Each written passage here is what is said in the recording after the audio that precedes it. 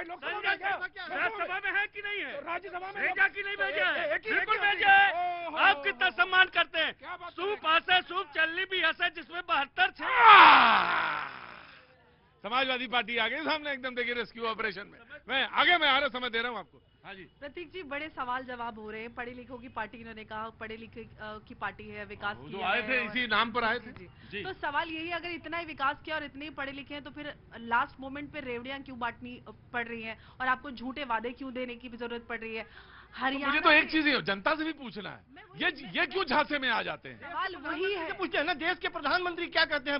Right, मैं आता हूं। नहीं, मैं सवाल दे दूंगा जी, सवाल ये है कि हरियाणा के बेटे को हरियाणा ने ही नकार दिया। अब मैं दिल्ली से कहना चाहती हूँ कि दिल्ली के राजनीतिक बेटे को भी इसी तरह से नकार देना चाहिए जो दिल्ली को उलझाकर रखे हुए। फ्री की रेवड़ी के नाम पर या 2100 के नाम पर क्या आप अपनी सुरक्षा के साथ कॉम्प्रोमाइज कर सकते हैं? ये सिर्फ झूठे वादे, झूठे दावे करके दिल्ली के लोगों को भटकाने का काम कर रहे हैं और इनको लग रहा है कि दिल्ली की जनता बार बार बेवकूफ बनती रहेगी।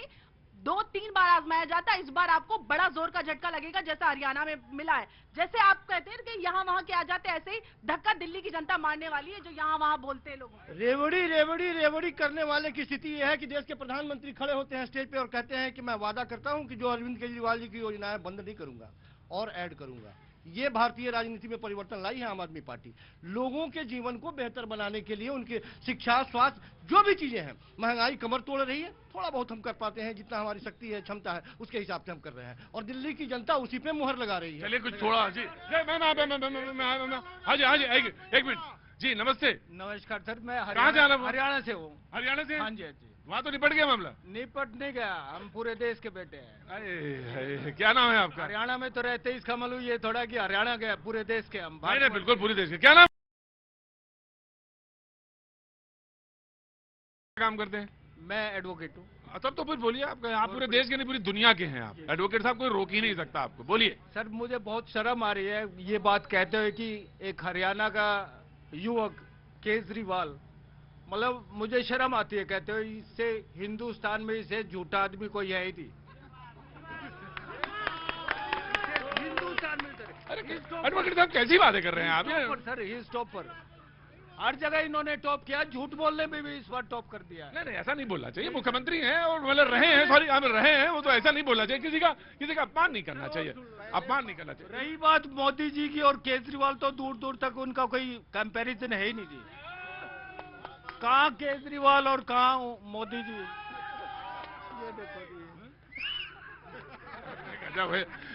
सच में आप एडवोकेट? सब कुछ खत्म है जी। अरे वो मैं बता रहा, मुझे मालूम है। बात राहुल जी की 27 स्टेट को सुनिए, वकील साहब सुनिए, 27 स्टेट कुछ और बोले, वो तो हरियाणा एक चीज बोले उसी में निपटा देता है वो सबको, मुझे मालूम है। वो एक ही में निपटा देगा जी। रुकिए मुझे एक मिनट रुकना पड़ेगा, इनको ही देना पड़ेगा मुझे। हाँ जी। कहाँ केजरीवाल, कहाँ मोदी जी?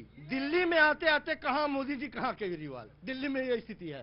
केजरीवाल जी आए थे, 28 वादे करके आए थे, 10 गारंटी देके आए थे और इनकी हालत ये हो गई कि आए थे शराब, ये आए थे क्या कहते स्वराज को लेके पहुंच गए, शराब पे झाड़ू लेके आए थे, दारू पे पहुंच गए, पाठशाला बनाने का वादा करने आए थे, मधुशाला पे पहुंच गए। अरविंद केजरीवाल जी इतने पढ़े लिखे, इतने मूर्धन्य व्यक्ति हैं कि डबल एक्सल की शर्ट 500 रुपए पहन के 8000 करोड़ रुपए खर्चा करते हैं ताकि लोग, मीडिया वाले देखें, लोग देखें कि 8000 करोड़ रुपए जो यमुना का साफ पूरी पब्लिसिटी पे खर्चा कर दिया इस व्यक्ति ने चप्पल और अपने शर्ट के लिए, कि ताकि लोग देखें भैया हम इतना सस्ता पहनते हैं। गजब का मतलब कि ये नटवर लाल है। नहीं, ये शब्द नहीं इस्तेमाल करने चाहिए, बिल्कुल नहीं। पहले बचना चाहिए आपको भाई जी। नहीं, देखिए सबसे पहले मैं क्लैरिफिकेशन देना चाहूंगा, आपने मेरे को मौका उस समय नहीं दिया। भारतीय जनता पार्टी के हमारे साथी ने एक सवाल उठाया था राहुल गांधी जी की स्पीच पे। राहुल गांधी जी ने बड़े स्पष्ट रूप से कहा कि आज की डेट में जो सरकारी संस्थाएं हैं, जो जांच एजेंसियां हैं, उसमें बीजेपी और आरएसएस का कब्जा हो गया है और कांग्रेस पार्टी ही एकमात्र पार्टी है पूरे देश में जो बीजेपी से, आरएसएस से और ये जो कब्जा हो गया है जिन जांच एजेंसियों पे, जिन एडमिनिस्ट्रेशन पे, उनसे लड़ने का काम कर सकते हैं। ये उसका क्लैरिफिकेशन है। पहली बात तो ये। दूसरी बात, मैं एक बात और उठाना चाहूंगा। ऐसे कब्जा कर सकता है, कब्जा कर सकता है, बिल्कुल बिल्कुल बिल्कुल, क्योंकि भारतीय जनता पार्टी ने आरएसएस के लोगों को ऐसे शीर्ष पदों पे बैठा के रख दिया है कि आज की डेट में वो सिर्फ सरकार के पिट्ठू बन गए हैं और विपक्ष को तोड़ने के लिए, विपक्ष को परेशान करने के लिए, विपक्ष की राजनीति खत्म करने के लिए, उनको परेशान करने का त्यागी साहब आपका जन्म नहीं हुआ होगा। इंदिरा गांधी जी का जमाना था। और आप हमने और उस जमाने में कोई नहीं, बिल्कुल है, मैं आपको याद नहीं, बिल्कुल वो बोले, पर मैं आपको बता रहा हूं कि राजनीति में कहां पे कौन कब कैसे बदलता है, कहां पे कब कौन कैसे एग्जाम्पल रखता है। दूसरी बात, इन्होंने राष्ट्रवाद की सवाल उठाया था भारतीय जनता पार्टी के हमारे साथी ने। आप ये बताइए, क्या इनके पितृ संगठन दोनों के, इनके भी, इनका कौन सा पितृ संगठन है? इनका भी पितृ संगठन, ये आम आदमी पार्टी का कौन सा? पार्टी का भी आरएसएस पितृ संगठन है।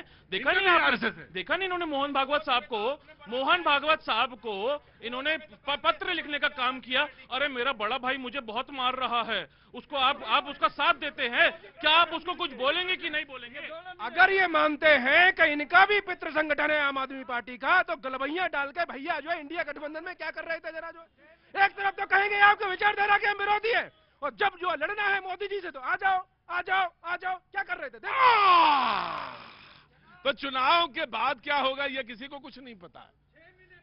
हाँ ठीक है एडवोकेट साहब, बार बार नहीं जी, ये किसी को कुछ नहीं पता है, ये बड़ा विक्रम जी। मैं आ रहा हूँ, समाजवादी पार्टी जी, बोलो। पूरी बात नहीं पूरी बात नहीं, बात उतनी ही होगी जितनी पूरी बात हो, हाँ लास्ट में पूरा सेंटेंस पूरा करो, पूरी बात होनी चाहिए। देखिए जितना अच्छा लगेगा डिबेट में जरूरी होगा उतना ही लूंगा, बोलना बोलिए। मैं झूठ की पाठशाला पे कुछ बोलना चाहता हूँ। अभी हमारी बहन भी कहती, रेवड़िया की बात कर रही थी। अच्छा एक बात, मेरा भी एक सवाल है। हाँ पहले तुम अपना बोलो। भारतीय जनता पार्टी एक झूठ की पाठशाला है। अभी देखिए महायुति की सरकार बनी है, कौन से वादे अपने पूरे कर पाए? और मैं बात करूंगा उत्तर प्रदेश की। उत्तर प्रदेश में इन्होंने कहा 62 मेडिकल कॉलेज का निर्माण हमने कराया। यहाँ पर जितने लोग खड़े हैं बता दे 2 मेडिकल कॉलेज का नाम बता दे।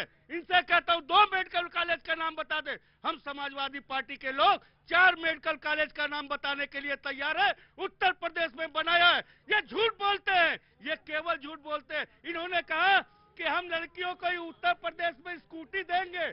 बहुत सारे यूपी के लोग होंगे, सबको मालूम है किसको मिला है स्कूटी, किसी को मिला, किसी लड़कियों को। इन्होंने कहा हम छात्रों को आईपैड देंगे, किसको मिला आईपैड? किसी को नहीं मिला। ये झूठ की पाठशाला के डायरेक्टर, झूठ की नींव पे राजनीति करने वाले, देश को भाषण कहा दे रहे हो? देश को कहीं न कहीं गर्त में ले जाने वाले, ये क्या बात करेंगे? ये बात करेंगे देश को बचाने की, जो देश को बेचने का काम करते हैं। हम आम आदमी पार्टी का समर्थन कर रहे हैं, क्योंकि आम आदमी पार्टी ने वो काम करके दिखाया जैसे हमने उत्तर प्रदेश में काम किया।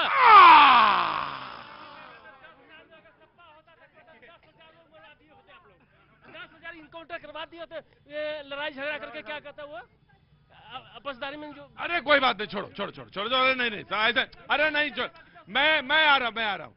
महायुति तो हमने सुन लिया तुमसे, INDIA का क्या हुआ? इंडिया जीतेगा।